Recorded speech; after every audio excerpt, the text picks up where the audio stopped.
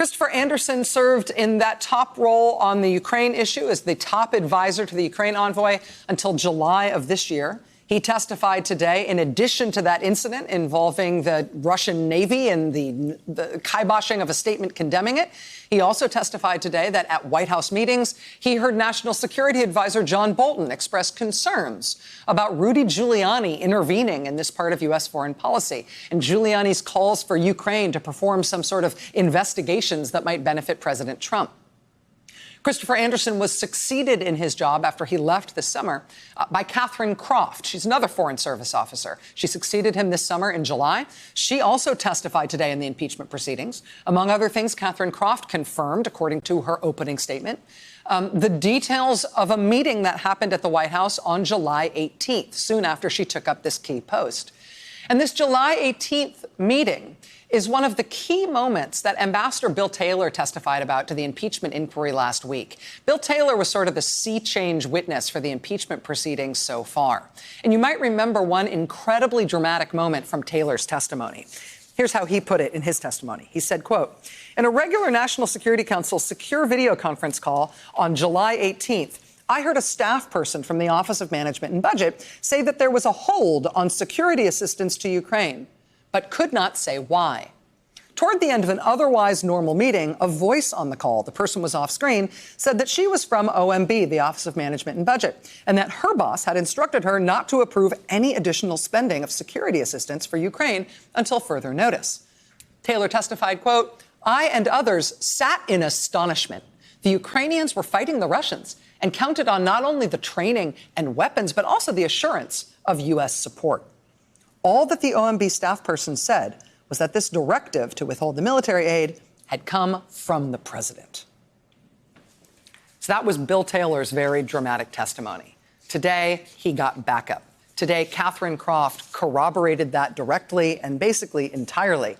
This was her testimony today. She said, quote, "On July 18th, same date that Taylor identified, July 18th, I participated in a Sub-Policy Coordination Committee video conference where an OMB representative reported that the White House Chief of Staff had placed an informal hold on security assistance to Ukraine. The only reason given was that the order came at the direction of the president."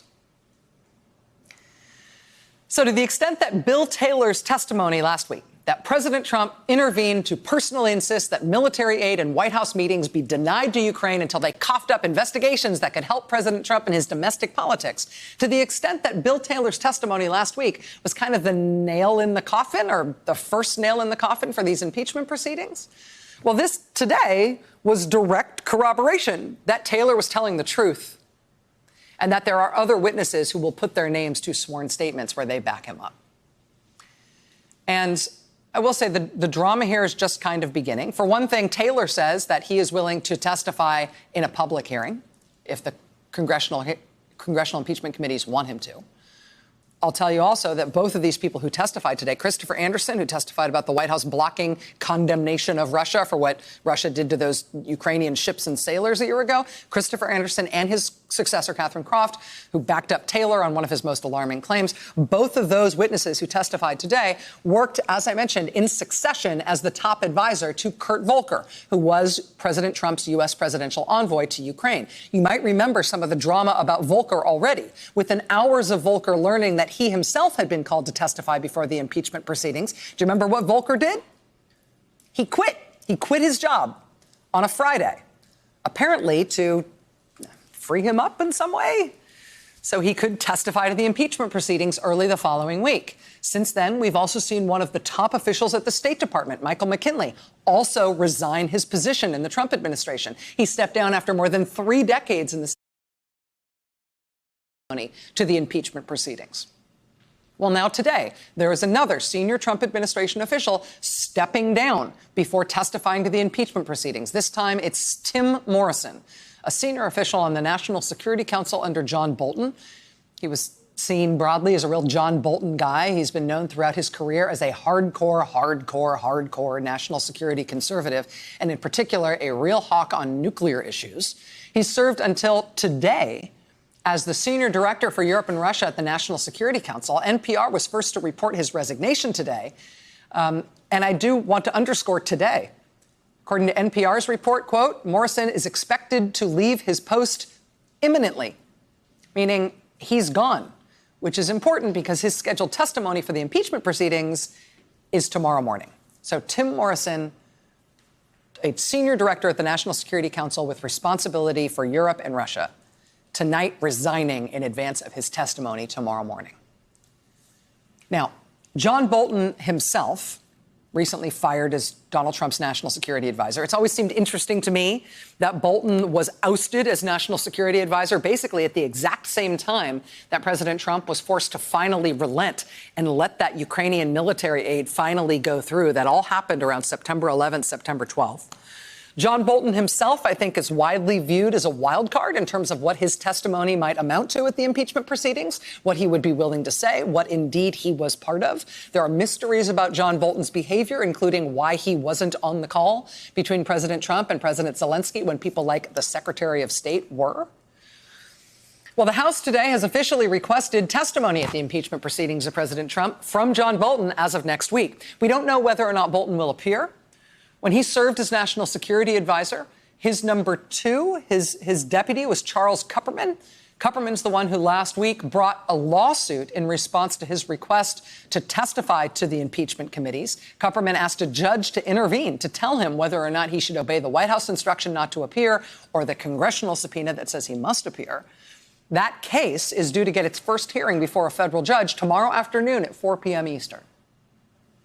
Again, Charles Kupperman was John Bolton's deputy until September when they both left/were pushed out. John Bolton, I believe, also shares a lawyer with Mr. Kupperman on these matters. So that suggests that whatever happens in this court case that Kupperman has instigated, maybe John Bolton will try to predicate his own behavior and his own answer to the impeachment proceedings on the results of that legal action. We don't know. Who knows? Maybe John Bolton will just say, yes, I've been waiting to testify. Can I bring my notes?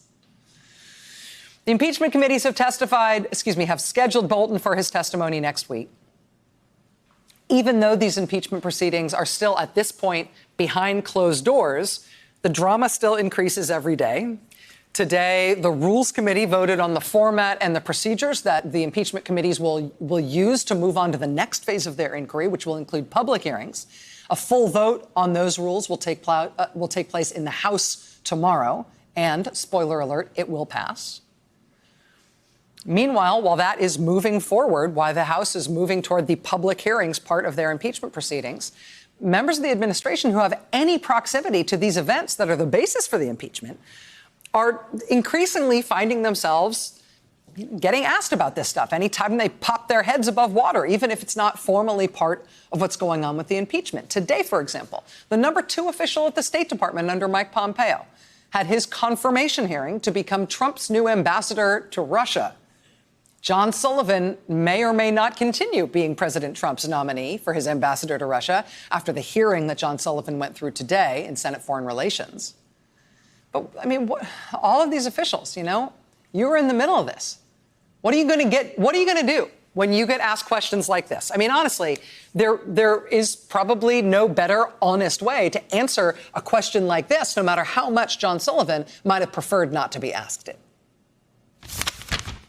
Do you think it's ever appropriate for the president to use his office to solicit investigations into a domestic political opponent? Soliciting investigations into a domestic political opponent, I don't think that would be in accord with our values.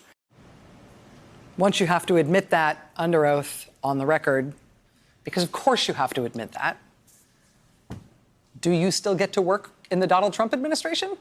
Do you still get to be his ambassador nominee for Russia, of all places? I mean, do you? Got lots to get to tonight. Stay with us. Hey there, I'm Chris Hayes from MSNBC. Thanks for watching MSNBC on YouTube. If you want to keep up to date with the videos we're putting out, you can click subscribe just below me or click over on this list to see lots of other great videos.